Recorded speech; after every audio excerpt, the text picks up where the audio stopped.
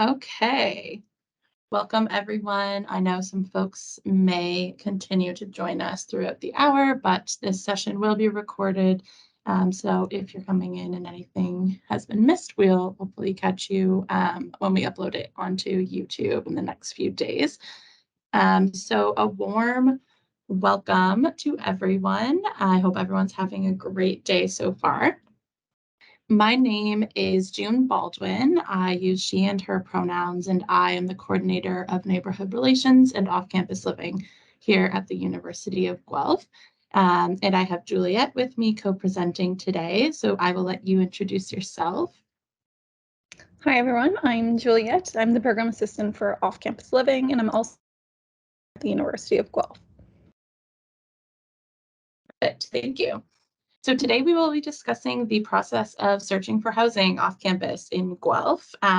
Everybody should have the option to submit questions at the very top of Teams. There's a button that says Q&A, and if you click that, you should be able to submit a question.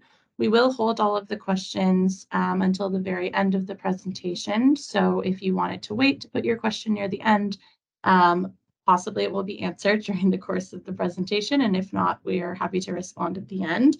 And if there's something we don't know the answer to, we will do our best to find the answer and get back to you. Okay, let's get started. Okay, so here is our content for today, an overview of what we'll be discussing.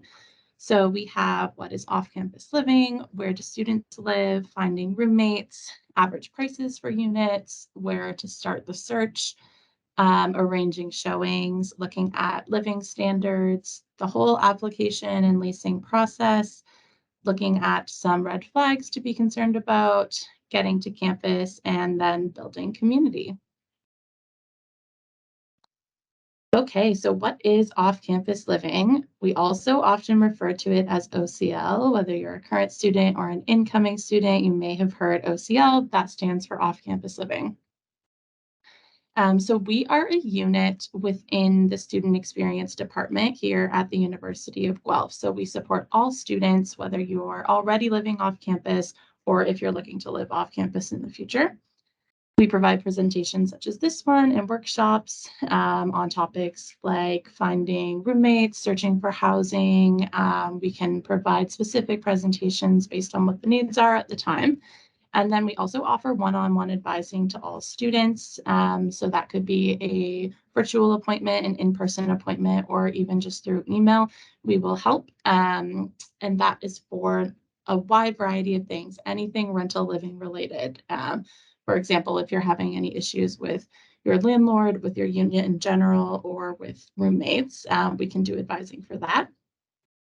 We also offer lease, sublease, and application reviews. So if you're getting any paperwork from landlords, you're not sure exactly what you're looking at, or if things that they're asking for are correct, we can take a look and let you know.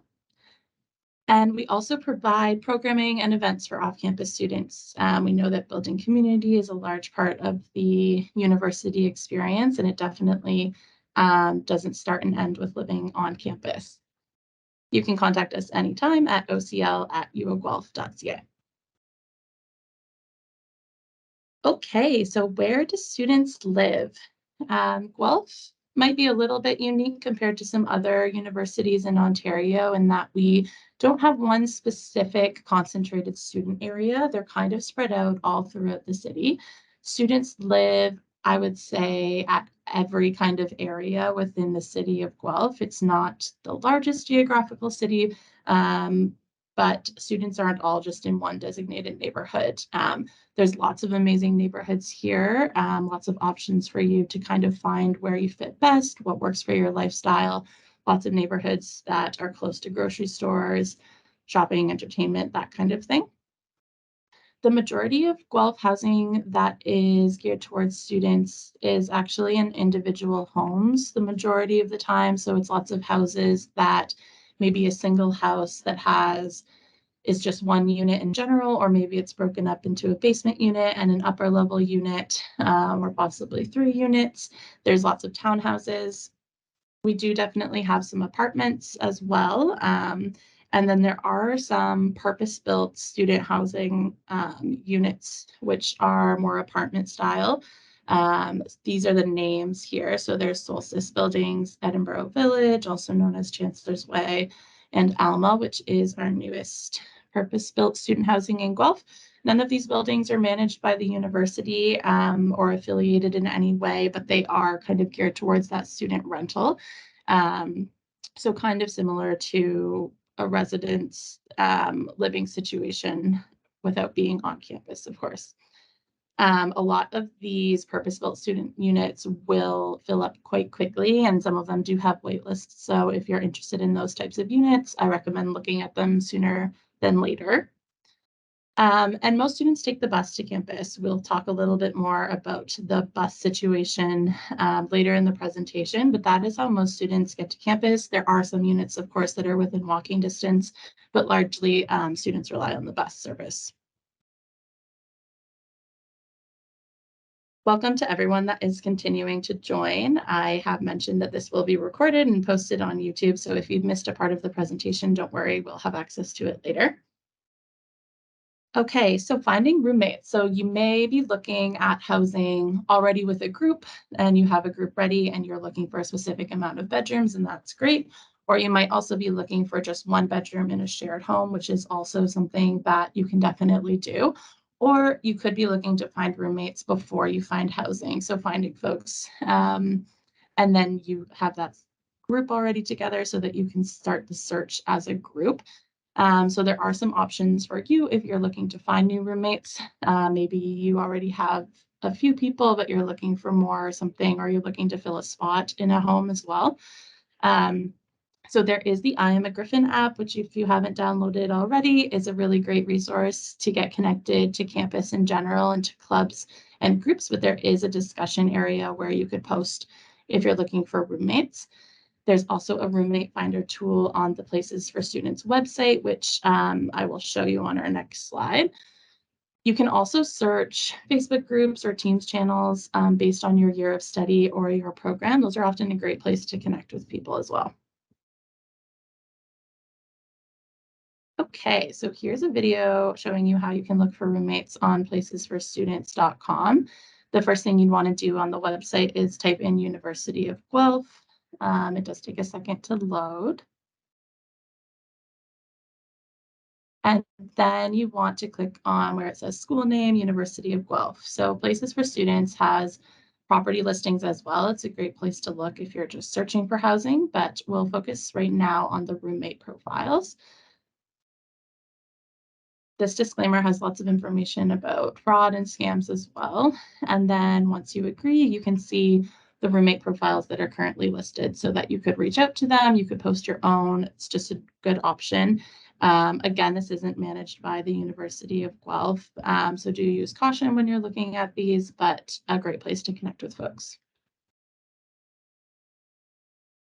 Okay, and selecting a roommate. So there's a lot of things that you should be considering when you're thinking of having a roommate relationship with somebody. So whether it's a group or if you're living with one other person, these are some things that we recommend considering. So getting along, what do we have in common with each other? Would we enjoy each other's company? Do we enjoy the same things? Are they easy to get along with? And are those things important to me? Maybe you're not specifically looking to have a roommate that is also your really close friend. So that's something to think about too. Conflicts. What boundaries do we have? Will they respect my boundaries? Can I be open and honest with them? How will we resolve conflicts? Thinking about conflict resolution before entering into a roommate relationship is really important, and it can prevent a lot of issues from happening down the line. We also can provide roommate mediation. Hopefully, none of you will require that, but if needed, we are here to support. Lifestyle, will we have similar schedules, whether it's sleep schedules, work schedules, school schedules? Do we have the same lifestyle? Does one of us maybe party more than the other? Are we aligned on how we feel about things like alcohol or other substances? How many people do we want to live with in a rental space? Are we okay with our roommates having guests over all the time? Those types of things. And finally, safety. Do I feel safe with them? Do either of us have allergies? Am I okay with their pets? Will our pets get along if we both have pets? Lots of important things to think about when deciding to live with someone. Okay, so here is a slide that has a lot of numbers on it, but it's just going over what we're seeing right now for current rental prices. So all of these were taken from 146 listings that were recently posted on the websites that are focused on student rentals. So that's not including Kijiji or Facebook Marketplace or general listing sites, just ones that are specific to students in Guelph. Um, so with the one bedroom, that is for a one bedroom apartment or unit. So that's for the entire unit. But for everything from 2 to 7 bedrooms, the prices you're seeing are for one single room in a shared house. So it could be an apartment, it could be a house, it could be a townhouse, it could be a basement unit, that kind of thing. These are the numbers, and you'll see when you're on the listing sites, these may already not be completely up to date. You may see things below this range or above.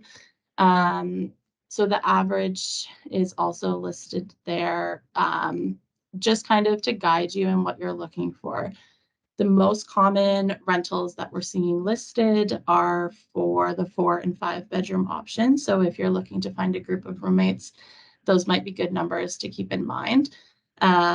However, we do see listings for all of these options. 7 bedroom, I would say, is less common. And then with the 1 or 2 bedroom units, it's looking at being more expensive. So making sure you're considering your budget with all of these things as well.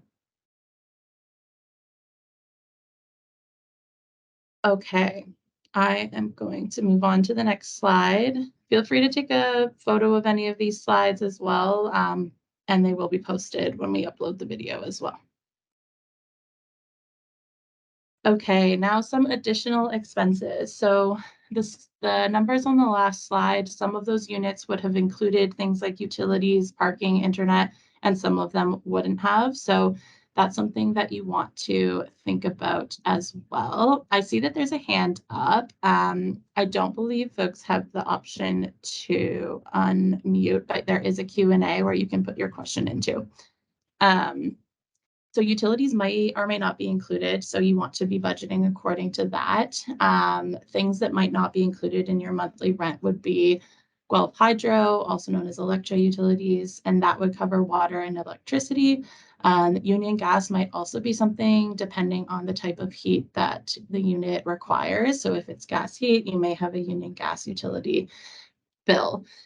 Sometimes landlords will just say that these things are included. Other landlords might say that it's up to the tenants to figure it out. So we can support with those things too. If you're looking to set up an account, things like that, you can always try requesting from a landlord that they include the utilities in the monthly rent. Sometimes it works out cheaper to split it amongst roommates than it would be to be included. But those are conversations you're welcome to have. Some other things that may or may not be included in monthly rent are internet and parking. So the pricing for internet, for example, will depend on which company you're going for. There are some lower cost options that have come up. If you're looking to find resources for that, you can definitely reach out to us. Okay, for listing services. So um, I'm not sure if it's showing up right. It looks like all of the words have been jumbled on my end, but maybe folks can see it clearly. Listing services. Oh, Juliet, can you see them okay? Yeah, they look good on this end. Okay, great. They're confusing on my end for some reason, but I'm glad they're showing clear for folks. So we have, it's important to note that the university does not manage or administer any of these listing sites. But the ones at the top are geared towards students, and you can filter based on Guelph. So there's places for students. There is, which I already showed you, which has listings as well as the roommate profiles.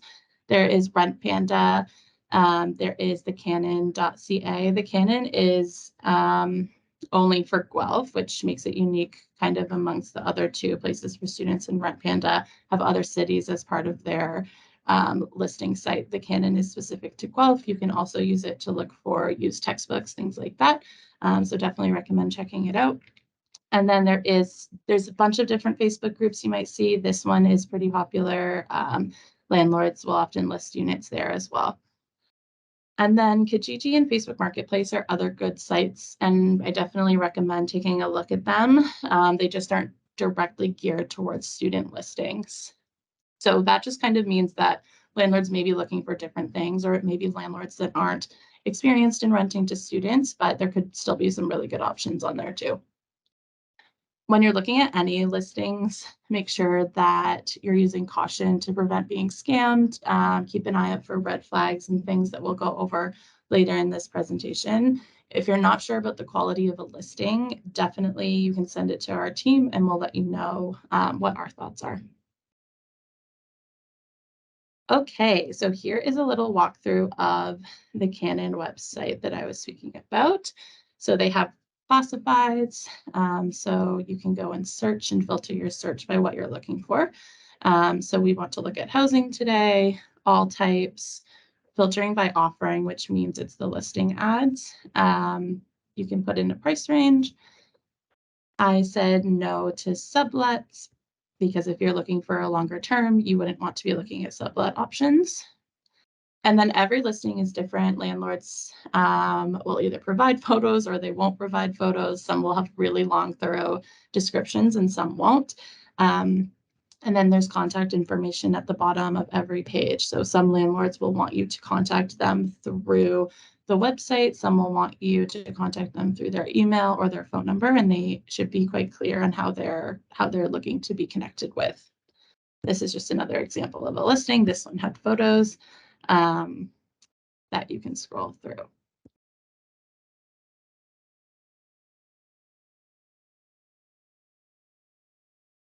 Okay, perfect. And I'm going to pass it over to Juliet. Okay. Now the words look jumbled, so yeah, I'm not sure what happened, but yeah, that's okay. So the first step when you are searching for a place is to arrange viewings.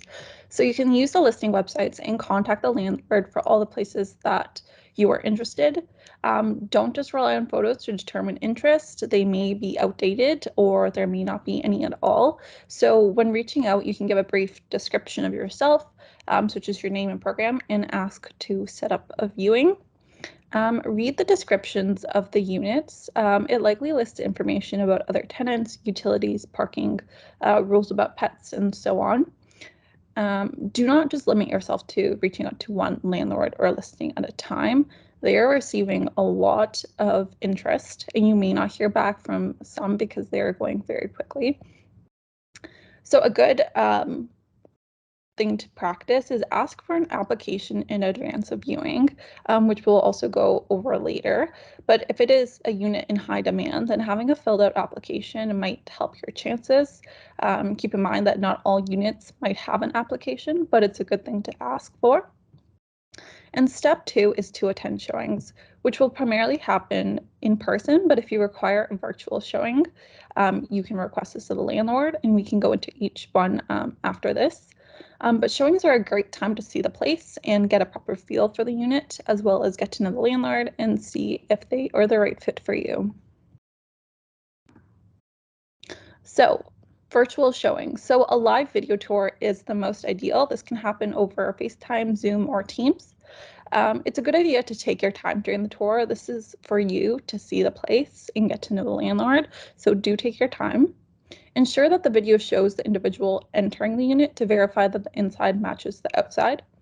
Look at appliances and common spaces for damage. So in washrooms, look for signs of mold and mildew, and make sure that there is either a fan or a window. So mold and mildew happens when it's just moisture sitting. So by having a fan or a window, it prevents that from happening. And in kitchens, look for a fan over the stove or a nearby window or kitchen. And for furnishings, if it is included, check that the items shown in the video are the ones that will be there. Okay, so in-person showings. Treat these showings like a job interview by being professional. This is your chance to show that you are also the right fit for the unit. Ask questions. This is your best opportunity to ask any questions you have. Some questions may be internet, parking, laundry, furnishings. These are all things you want to talk about ahead of time. If furniture is included, what items specifically? Get to know the landlord. If there are other tenants there, get to know them as well. These are people that you'll be living with, so take your time with that. And be prepared to complete an application before the showing. As we discussed, bring it with you to the in-person showing and submit it on the spot if you decide if this place is the one you want to live in.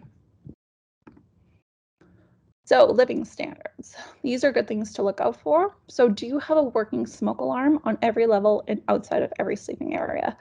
So note that houses built after 2013 must have a smoke alarm on every level. Do you have a working carbon monoxide alarms installed? Do you have 2 safe ways to get out of the unit in case of a fire? If you or the other tenants sleep in the basement, is there a big enough window or door on the floor leading directly outside so you can get out in case of a fire? If your building has more than 4 bedrooms sharing 1 kitchen, is it certified with the city? If your building has 2 separate kitchens, is it registered with the city? And if you don't know the answer to that, a really good thing is tenant inspections, which is what that is supposed to say. So before you move in, call the city to see if the property is registered or certified. The city can also tell you about the building permits or any outstanding complaints so you can ensure that you are safe when you move in. After you move in, city inspectors can come and see if your rental unit meets minimum safety standards. Contact them to book a free inspection of your rental unit. So this is their number, and you can also email them at tenantsafety@guelph.ca. Okay.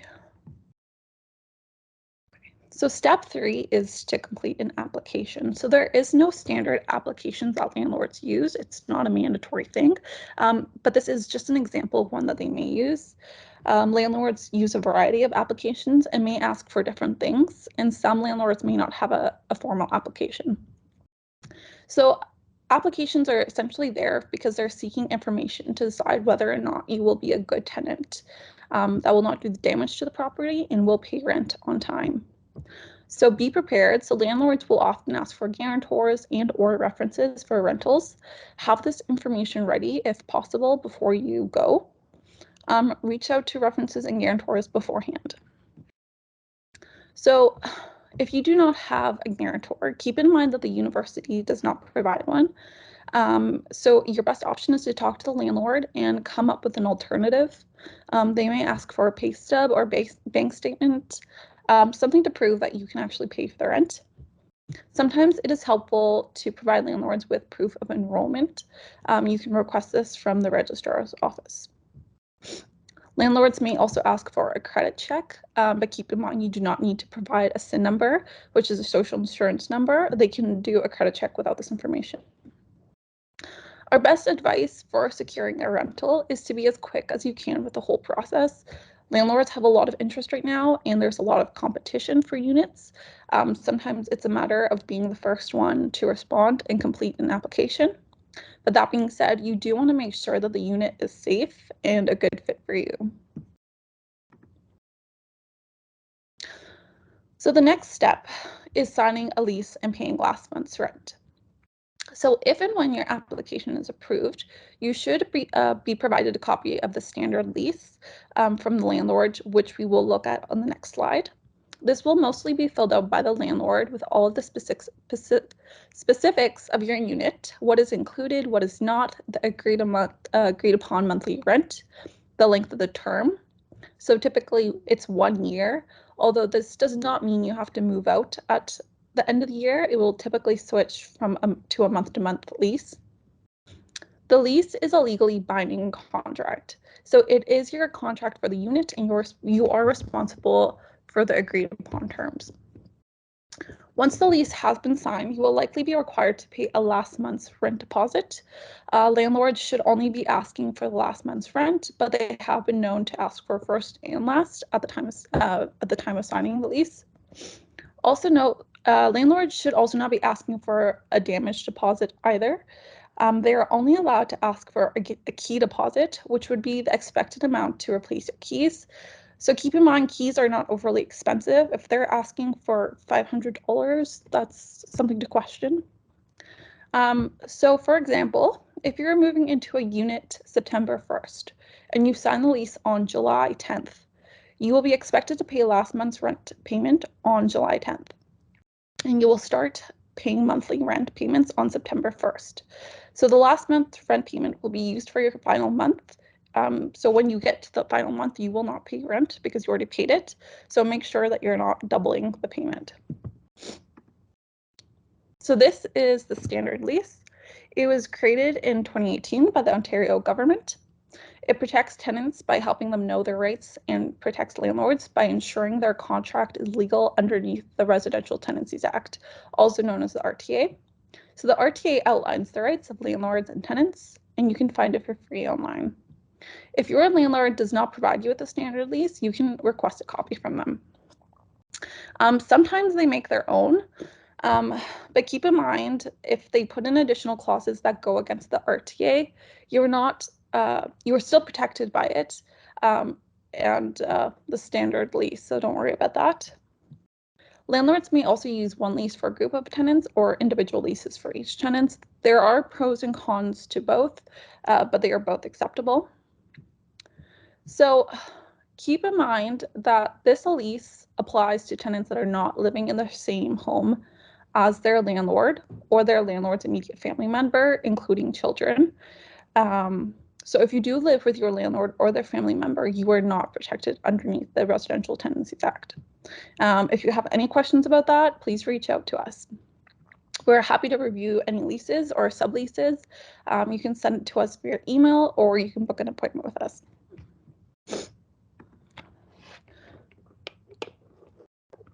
Okay, so red flags to look out for.